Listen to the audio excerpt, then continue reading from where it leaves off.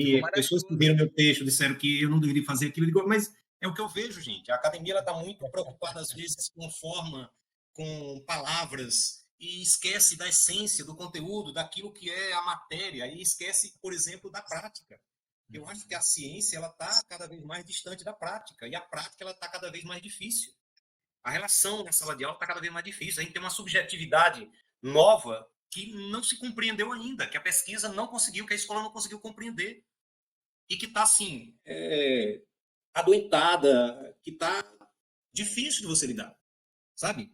Aí a atitude do Estado é proibir, por exemplo, o uso do celular na sala de aula. Eu acho que não é, gente.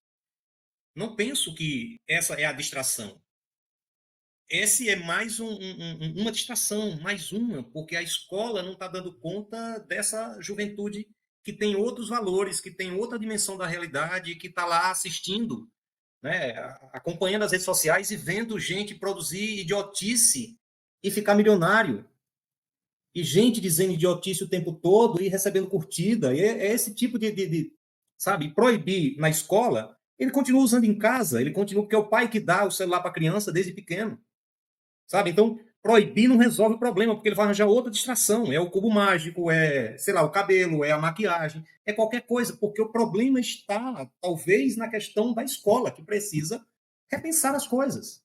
Nós temos a mesma estrutura, nós temos a mesma estrutura panóptica que Foucault critica na década de 60. A gente tem o mesmo formato, a mesma coisa. E assim, não, tente, você pode fazer diferente. Gente, como a gente faz diferente? Veja, nós temos agora esse final de semana que vem mais um sábado letivo. É o quinto sábado letivo. Quinto sábado letivo. Então, esse jovem que já está na escola com a sobrecarga, porque tem, a depender do ano que ele esteja, do semestre, ele tem aula no contraturno 2 dias por semana. Ele tem sábado letivo emendado em maio, teve 4 agora, no início de junho, tem o quinto sábado letivo. A instituição reconhece que o sábado letivo não tem funcionado, mas ele continua aí. Porque tem 200 dias letivos que tem que ser cumprido e não há flexibilização nenhuma, não há autonomia que diga que a instituição possa fazer alguma coisa diferente. E aí esse aluno, ele tem 13 disciplinas, 14 disciplinas, 15 disciplinas durante a semana e ele ainda tem mais o sábado. E ele tem 5 sábados. Esse tipo de ritmo, ele não vai funcionar. Ele não funciona. Ele não está dando conta. Ele está entregando as coisas para se ver livre, mas é preciso que alguém perceba isso e diga, olha, às vezes o menos é mais, é melhor que ele veja menos, que ele tenha menos, e ele consiga aprender isso, ele consiga vivenciar isso de fato. A escola cada vez mais tem menos tempo para a contemplação. Então não tem, até os trabalhos que a gente tenta fazer com arte, fica difícil fazer porque precisa desse tempo e não há esse tempo.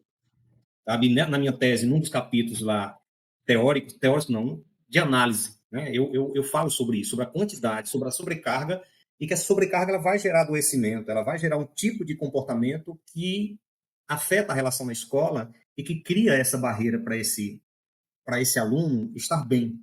Ele precisa estar bem naquele ambiente, ele precisa estar num ambiente que ele tenha espaço para a inventividade, e não tem, porque é muito atropelado, é muito corrido. Então, Verdade, eu não sei onde isso vai dar, mas eu acho que é preciso que se pense isso, porque esse adoecimento de professores e esse adoecimento de estudantes, ele tem ligação, com certeza, com a sobrecarga. E com essa nova subjetividade que pensa, né, o adolescente, ele mesmo pensa como uma espécie de... como uma espécie de empreendedor de si mesmo. E a escola, o nosso instituto, ele bota muito isso, porque ele tem uma das suas áreas de competência que é a questão da formação técnica.